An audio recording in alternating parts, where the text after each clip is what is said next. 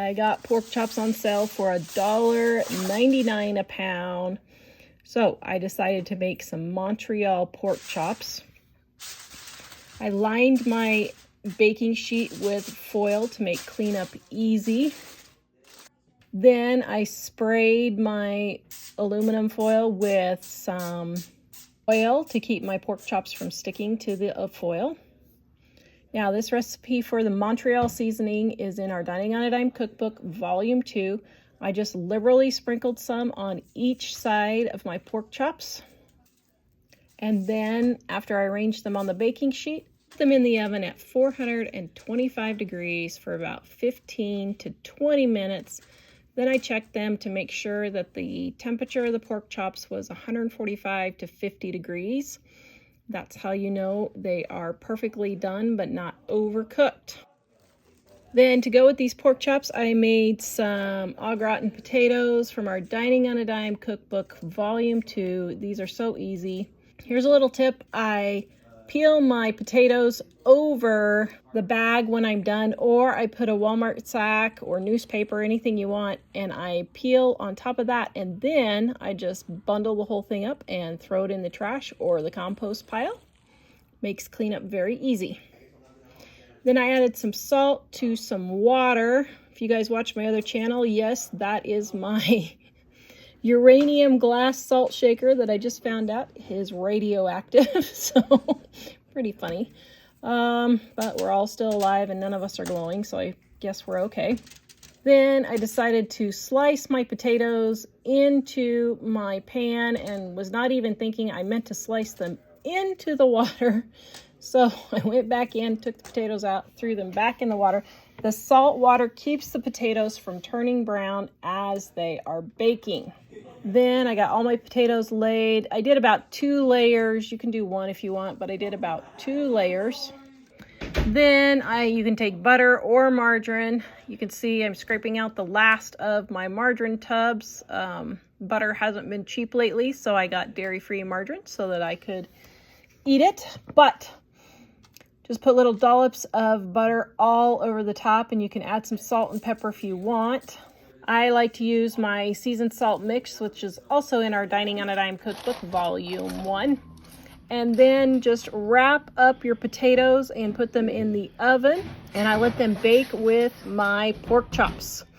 Then about 5 minutes before the pork chops were done, I guess I didn't hit record and I thought I had, but about 5 minutes before the potatoes are done, I sprinkled them with cheese, put the foil back on and let the cheese melt, and then I took them out of the oven. Then you can see our luscious pork chops right there. Thank you. Whoa, you got super cheesy. Very cheesy. Dragged it across the entire table. Trying to focus on the thumbnail taken. What's your opinion? Very tender. Is Yum. it delish? It's delish. Oh, it's perfectly seasoned. All right, I am making some cheddar muffins. Okay, now the first thing it calls for is milk, and I need to use up my stockpile milk here. So I have 1.5 cups of water, and I'm going to add in my milk. Okay.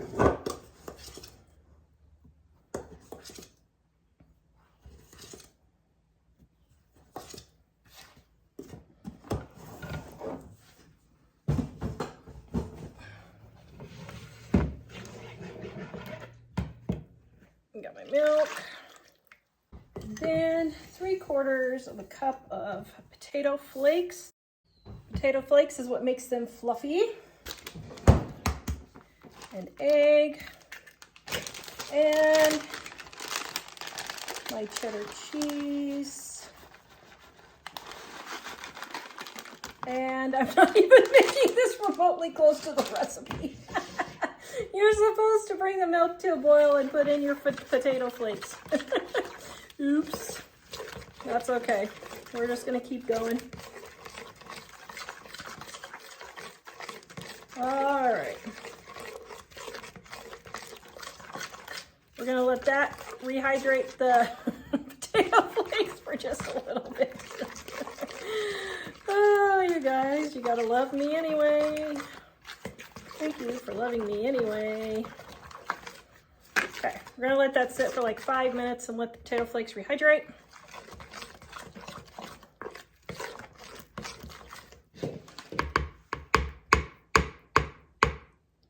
All right, now I've got my vegetable oil, 1/3 of a cup. I have no idea where all my measuring stuff went. And sugar.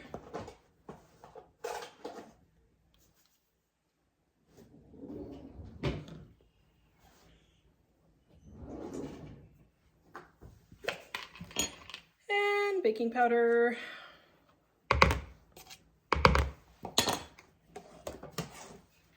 And salt.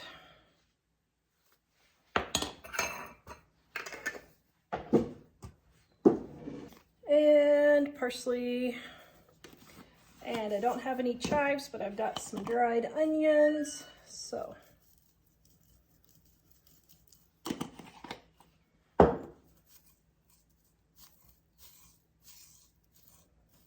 didn't get broken down as much as I thought they would. And my flour.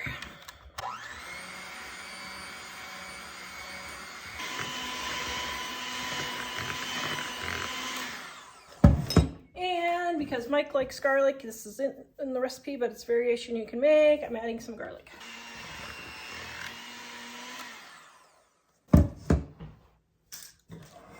All right, now we are going to fill our muffin cups.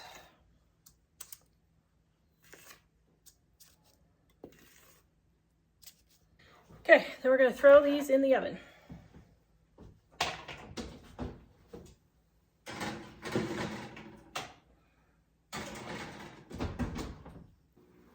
All right, here is our cheddar, garlic cheddar muffins. Here they are. Oh my goodness, doesn't that look delicious? Is that the thumbnail? Mmm. They're garlic cheese. Mmm. That's amazing. It's the garlic and the cheese. I love garlic. I'm making green beans. Now, I saw a tip from another YouTuber, and I can't remember who it was, or I'd give him credit, but they said make old-fashioned green beans taste better than grandma's or something like that. I can't remember. But I'm going to give it a try. What they said was don't drain your green beans. Pour the whole thing with the juice in the green beans. Now, I think what the object is here is that it's salty enough. That's why it tastes so good. So it's not really anything that particularly special, except that they just leave the same amount of salt in there. Okay, so what we're gonna do is we're gonna cook our green beans with the water, and I'm adding in my tablespoon of bacon grease per can, just a little over. And then I had just this little tiny bit of bacon left in my freezer from last time I made bacon, so I'm going to cut all this up. I mean, this is maybe 2 strips of bacon, maybe 1 strip, I don't know. You don't need much, and you don't even need the bacon. I just happen to have it left over and need to get it used up out of my fridge. So I'm going to let this all simmer until the water boils off, okay? Ooh, that looks good already.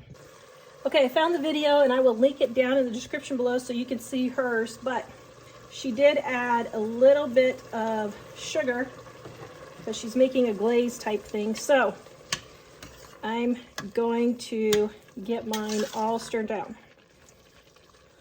We'll see how this turns out. Okay, all the water is almost out. Now, honestly, we'll see how this tastes, but I think I would just drain the green beans and just add the proper amount of salt. The reason why these are going to taste so good is because of the amount of salt. And people just don't salt their foods enough now. We had this whole high blood pressure thing going on, and so people just don't salt their foods properly, and it doesn't taste good. Well, that's why. But it seems like it took about 15 minutes for this to boil down, which is a really long time to make green beans, if you ask me. We'll see if they're just something to die for. Okay, we're at the bottom now. Just gonna let it kind of glaze a little bit. Okay. Why are you doing that? Because they have sugar in them? I'm eating beans. Oh, stop. You love green beans. I love green beans. Now, see if these aren't the best green beans you ever had. Mmm. Mmm. Very delicious. Mm-hmm. Bacon in there, yeah? Yep. Mmm. Delish.